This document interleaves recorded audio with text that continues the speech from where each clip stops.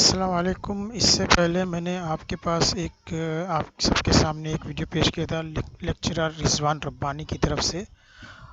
بہت اچھی کتابت کرتے ہیں یہ۔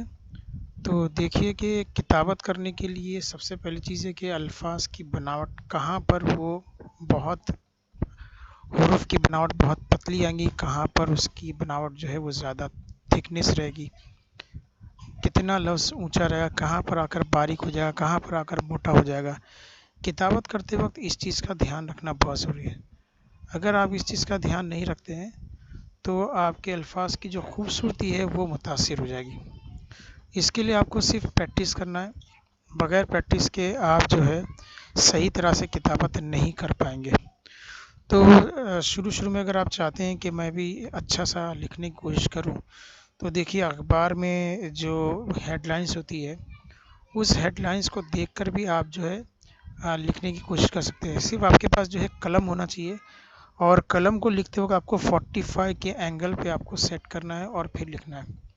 اگر آپ بار بار پریکٹس کرتے ہیں، کیونکہ اگر آپ پریکٹس نہیں کریں گے، ایک دو دن 4-5 دن اگر آپ کو جوش رہا اور اپنی لکھنے کی کوشش کی اور اس کے بعد آپ نے پریکٹس کرنا چھوڑ دیا تو پھر آپ وہ الفاظ کی بناوٹ، اس کی شکل، اس کی اونچائی، اس کی گولائی، اس کی لمبائی، یہ سب آپ کے ذہن سے نکل جائے گی۔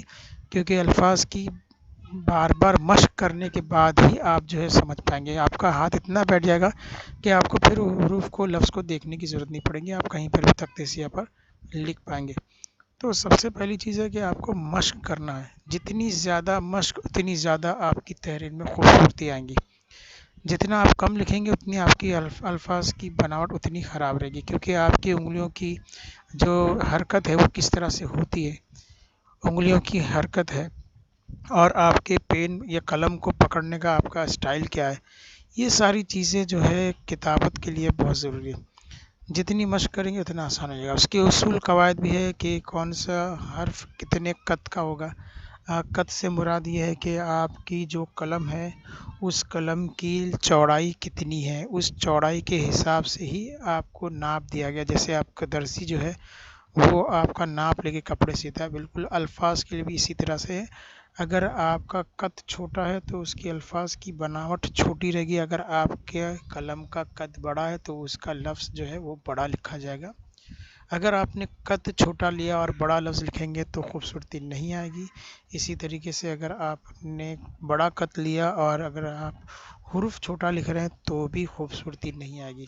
اسی لیے جو کاتب ہے، جو بہت پرانے کاتب ہیں، انہوں نے جو ہے اس کا ایک اصول بنایا ہے، اس کے اوپر کتابیں موجود ہے اور اس کے خاکہ بھی موجود ہے کہ کس کے لیے کتنا۔ جیسے اگر آپ کو بے بنانا ہے تو آپ کو 5 قط یا پھر 11 قط کا آپ کو اس کی لمبائی لینا ہے۔ اس کی گہرائی کتنی ہوگی، بے کے اندر جو گہرائی ہوتی ہے وہ کتنے قط کا ہوگا۔ جیم بنا رہے ہیں تو اس کا جو ہے اوپر کا سرا کتنے قط کا ہوگا، اس کی لمبائی کتنی ہوگی، اس کی گولائی کتنے قط کی آئے گی، گولائی میں اور اس کے آگے کے بیچ میں جو ہے کتنا فاصلہ رہے گا، سب کی جو ہے پیمائش دی گئی ہے۔ اور یہ پیمائش کب آئے گی؟ جب ہم بار بار مشق کریں گے، تبھی ہم کو پیمائش آئے گی۔ تبھی لکھتے لکھتے بعد میں آپ کو اتنی اچھی ہیبٹ ہو جائے گی، اتنی اچھی عادت ہو جائے گی کہ لکھنے کے بعد آپ جب قد سے ناپیں گے تو آپ کی لمبائی اور چوڑائی میں کہیں پہ بھی تھوڑا سا بھی فرق آپ کو محسوس نہیں ہوگا۔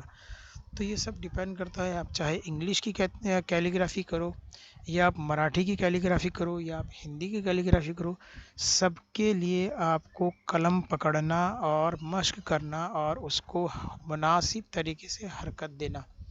کیونکہ آپ کو قلم پکڑنا آتا ہے لیکن آپ مناسب طریقے سے جو الفاظ کے گھماؤ ہیں وہ اگر آپ نہیں کر پاتے ہیں تو آپ کے لفظ صحیح بنیں گے ہی نہیں۔ اس کے اندر ایک لغزش رہے گی، اس حروف کی بناوٹ میں کچھ الگ ہی دکھائی دے گا۔ اس لیے آپ جتنی مشق کریں گے آپ کا ہاتھ اتنا زیادہ اچھا بیٹھے گا اور آپ اتنا اچھا لکھ پائیں گے۔ تو شروع میں جو ہے آپ اپنے چاک سے جو ہے تختے سیاہ پر مشق کرتے رہیے۔ مشق کرتے کرتے جب آپ کو کانفیڈنس آ جائے کہ میرے حروف کی بناوٹ اب اچھی لگ رہی، آپ خود سے سوال کیجئے۔ جب آپ دیکھتے ہیں کہ میں نے کوئی لفظ لکھا ہے، میں نے کوئی الفاظ بنایا تو وہ کیسا لگ رہا ہے، جیسا ماہرین جس طرح سے کاتب نے لکھے ہیں، جو ماہر ہوتے ہیں انہوں نے جس طرح سے لکھا ہے، کیا آپ کے الفاظ کی بناوٹ بھی ویسی نظر آ رہی ہے؟ تو اگر آ رہی ہے تو بہت اچھی بات ہے، اس میں اور نکھار کی ضرورت ہے۔ اور جو کاتب نے حروف کی، الفاظ کی بناوٹ کی، جو انہوں نے اصول دیے، جو ضوابط دیے، جو قواعد دیے، جو اس کی سائز اور ان کی جو لمبائی چوڑائی گہرائی جو دیے، وہ سب آپ کو دھیان میں رکھتے ہوئے بار بار مشق کرنا ہے. جب اس کی مشق کریں گے تو انشاءاللہ جو ہے آپ بھی ایک بہترین کاتب بن جاؤ گے. اچھا لکھنے کی کوشش آپ کی جو ہے وہ ہو جائے گی. تو ایک اگر آپ بطور استاد ہے تو آپ کی تحریر جو ہے بچوں کو متاثر کرے گی اور ان کے اندر بھی اچھا لکھنے کا جذبہ پیدا ہوگا. لیکن اگر آپ کی تحریر اگر خراب ہے تو ایسی صورت میں بچے آپ کی تحریر سے متاثر نہیں ہوں گے. اگر ان کی تحریر کو آپ نکھارنا چاہیں گے تو بچے آپ کی تحریر سے متاثر نہیں ہوں گے. جب بولیں گے ہمارے سر کی تحریر ایسی ہے تو ہماری تحریر کیسی رہے گی. تو آپ کی تحریر آپ کے بچوں کو، آپ کی کلاس کے بچوں کو متاثر کرنا چاہیے. اسی طرح آپ جہاں بھی جائیں گے متاثر ہونا چاہیے. تو کوشش کرتے رہیں، انشاءاللہ آپ کی تحریر اچھی رہے گی. ملتے ہیں اگلے ویڈیو میں، تب تک کے لیے اللہ حافظ.